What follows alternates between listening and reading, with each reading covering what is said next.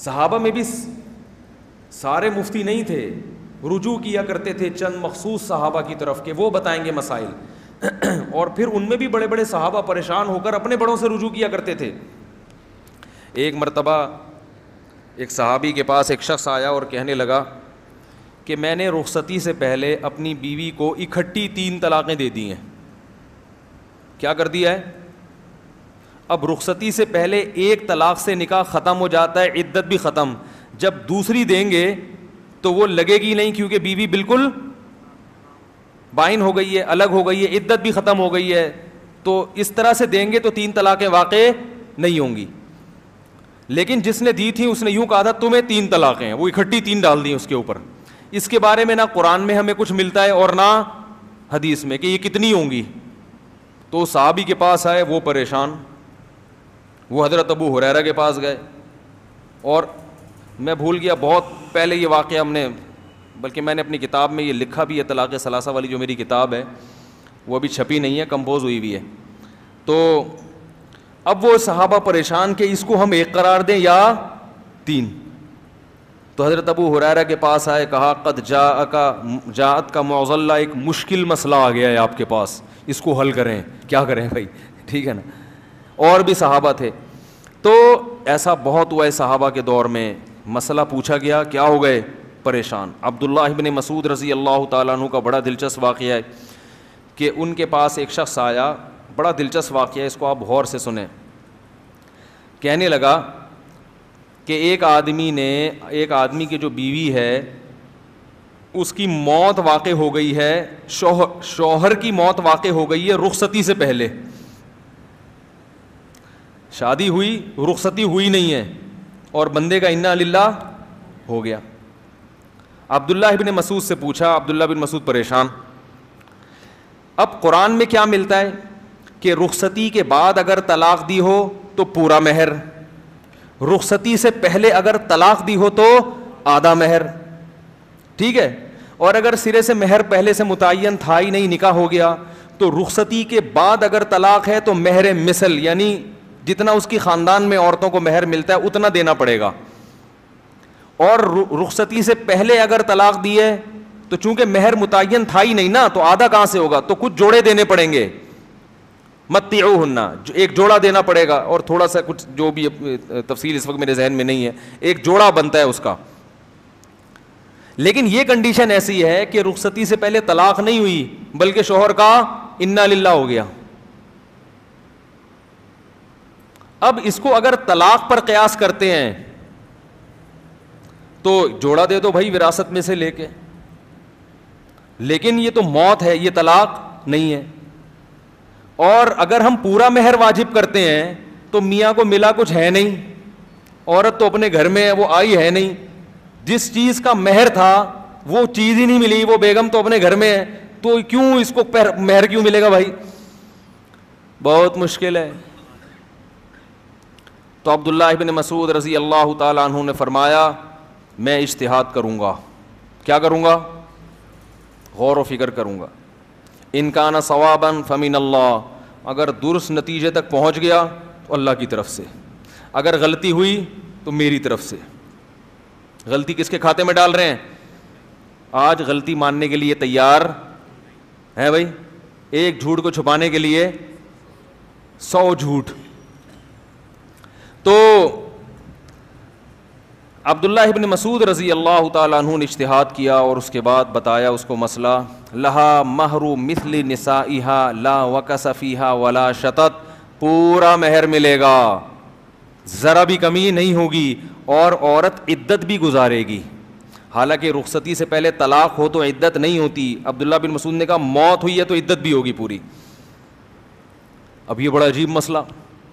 تو کسی نے کہا کہ میں نے نبی صلی اللہ علیہ وسلم کو اس موقع پر اسی قسم کا فیصلہ کرتے ہوئے سنا ہے, یعنی حدیث بتا دی انہوں نے. عبداللہ بن مسعود اتنا خوش ہوئے کہ میرا اجتہاد حدیث رسول کے موافق. اس سے پتہ چلتا ہے عبداللہ بن مسعود کس قدر ذہین تھے. اب میں آپ کو لاجک بتاتا ہوں اس نتیجے تک پہنچے کیسے, کہ جب بندہ ہی مر گیا, رخصتی ہوئی نہیں ہے, تو پورا مہر کیوں اور عدت کیوں؟ وہی سوال پیدا ہو رہا ہے, یہ کیوں, رہنے دو ایسے ہی ٹھیک ہے جیسے چل رہے تھے نا. زیادہ ٹیکنیکل خشک باتیں تو نہیں ہو گئیں؟ مجھے لگ رہا ہے آپ کے چہرے سے آپ پریشان ہو رہے ہیں.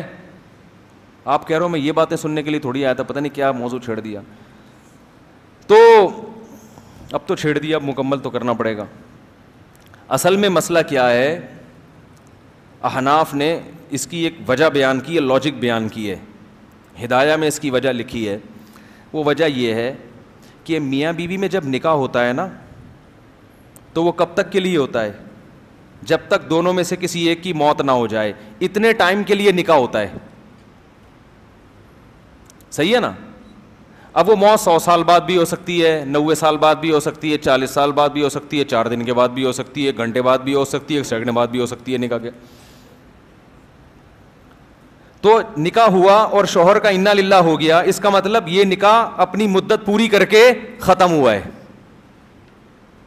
لہذا یہ تکمیل کو پہنچا ہے, اور جب کوئی چیز تکمیل کو پہنچتی ہے تو تمام لوازمات کے ساتھ.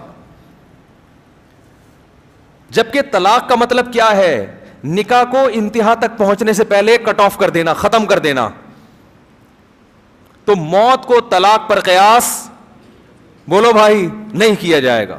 کیا دماغ تھا یا نہیں تھا؟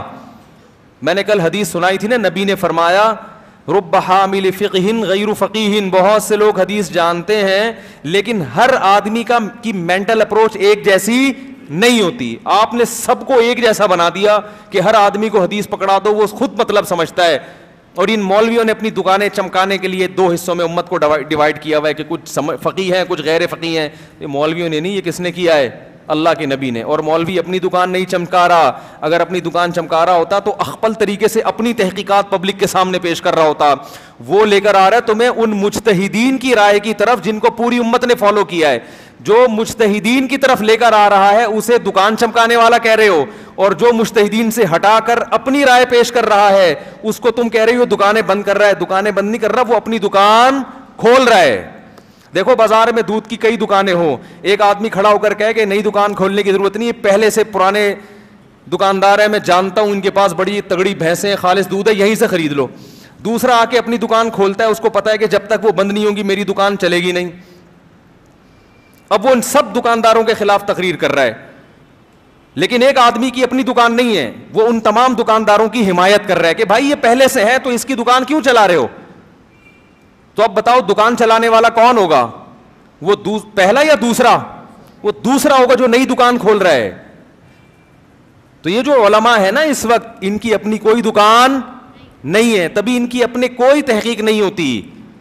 اس لیے نہیں کہ یہ اندھے مقلد ہیں, اس لیے کہ یہ کہتے ہیں کہ یہ تحقیق کا کام امت پہلے کر چکی ہے, اس سے فارغ ہو چکی ہے. انہی تحقیقوں میں سے کسی ایک پر اعتماد کرو اور دوسرے پر طعن و تشنیع مت کرو.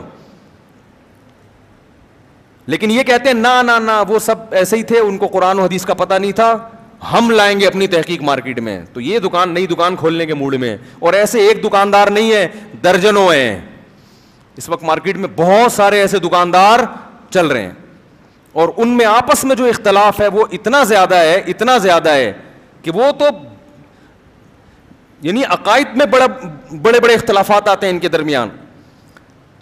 تو خیر عبداللہ بن مسعود رضی اللہ تعالیٰ عنہ نے جو فتویٰ دیا, وہ کیا فتویٰ دیا؟ لہا مہر مثل نسائها, پورا مہر ملے گا. تو مسئلہ یہی ہے کہ اگر کسی عورت کا نکاح ہوا اور رخصتی سے پہلے شوہر کا انا للہ و انا الیہ راجعون ہو گیا تو عورت کو مہر بھی پورا ملے گا اور عدت بھی بولو بھائی گزارنی پڑے گی.